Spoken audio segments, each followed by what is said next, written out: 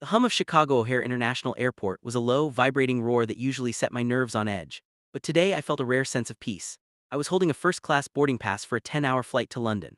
After 3 years of grueling double shifts as a nurse and saving every spare penny, I was finally going to see my sister's wedding.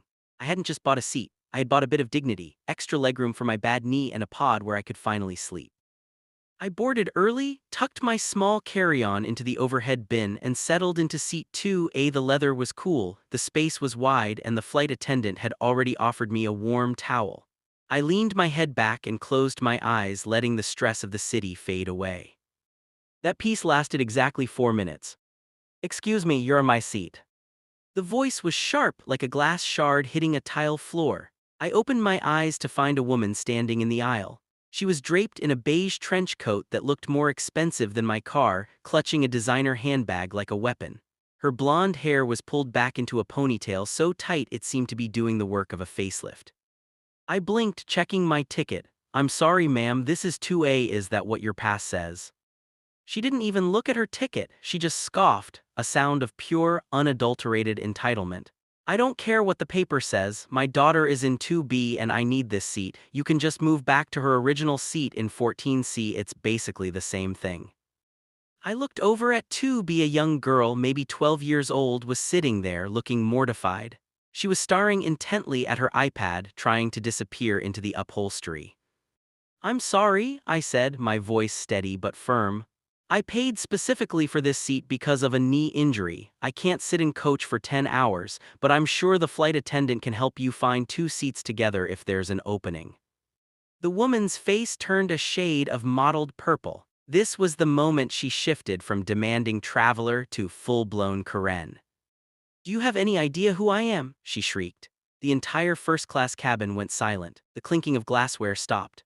"I am a platinum executive member. I fly this route monthly. You look like you wandered in here by mistake. You're probably a basic economy person who got a fluke upgrade. Now get out of my seat before I make your life very difficult." The escalation.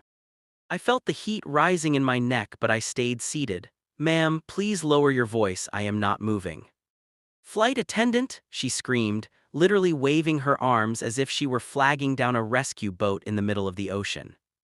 A young steward named Marcus hurried over, his face a mask of practiced professional calm. "Is there a problem here, ladies?"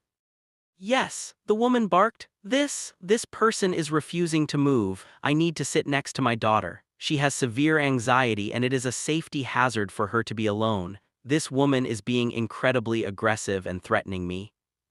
I stared at her, stunned. I hadn't even stood up, let alone been aggressive. The daughter in 2B looked like she wanted to crawl into the luggage compartment. "Mom, please," the girl whispered. "It's fine, I'm okay." "Shut up, Chloe, I'm handling this," the mother snapped. She turned back to Marcus. "I want her removed. She's creating a hostile environment. Look at her, she's clearly unstable." Marcus looked at me. He saw my calm posture, my neat clothing, and my tightly clutched ticket. Then he looked at the woman who was currently vibrating with rage, her finger inches from my face. "Ma'am," Marcus said softly, "if you have a seat assignment for 14C, I must ask you to head back to that cabin. We are preparing for departure." "I am not going to the back of the plane like a peasant," she yelled. "I paid for my daughter's first-class seat, and as her mother I have a right to be with her. This woman is a nobody. Move her or I will have your job. I know the CEO of this airline. We play golf together." The "I know the CEO" line is the classic battle cry of the Karen.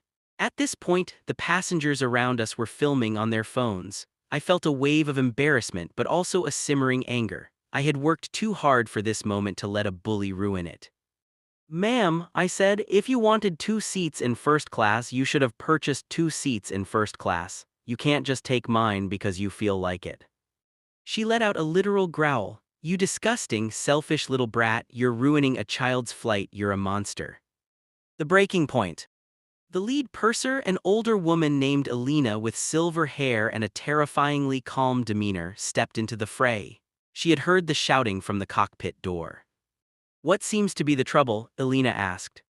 The Karen launched into a theatrical retelling of the events, claiming I had shoved her and used profanity. It was a masterpiece of fiction. She ended her monologue by demanding that I be escorted off the plane in handcuffs. Alina listened patiently, then she turned to me. May I see your boarding pass, please? I handed it over. Alina checked it, then checked her tablet. She looked at the Karen. And yours, ma'am.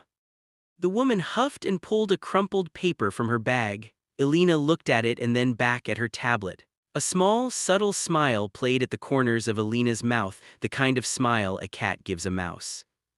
Mrs. Miller, Alina said, I see the issue. You are indeed booked in 14C. Your daughter's seat 2B was purchased using frequent flyer miles by her father. However, your profile notes that you requested an upgrade that did not clear. It should have cleared, Mrs. Miller yelled. I'm platinum.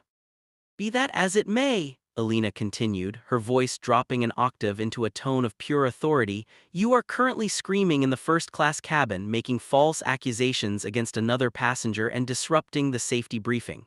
At this point, I am not worried about your seat. I am worried about your conduct. Are you threatening me? Mrs. Miller gasped. I want your name. I want all your names. My name is Alina, the purser said, and hers is Officer Miller. We all turned. 2 airport security officers were standing at the front of the plane. They had been called the moment the yelling started. The twist. The Karen's face went pale, the bravado vanished, replaced by a frantic, panic sort of twitching. Now wait just a minute, I was just advocating for my daughter. You can't kick me off, I have a wedding to get to. Ma'am, the lead officer said, please gather your belongings. You are being denied boarding due to disruptive behavior.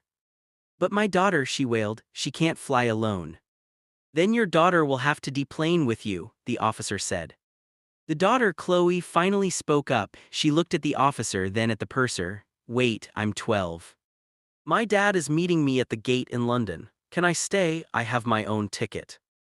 Alina looked at the girl with genuine kindness. Technically, yes, you are old enough to fly as an unaccompanied minor with the proper paperwork, which we can finalize since your father is the one who booked the ticket. Mrs. Miller looked like she was about to explode. Chloe, you are coming with me. Chloe looked at her mother. There was a moment of profound clarity in the young girl's eyes. She had clearly lived through 1,000 of these scenes before. No, Mom, you always do this. You always make a scene and ruin everything. I want to go to Dad's. I'm staying.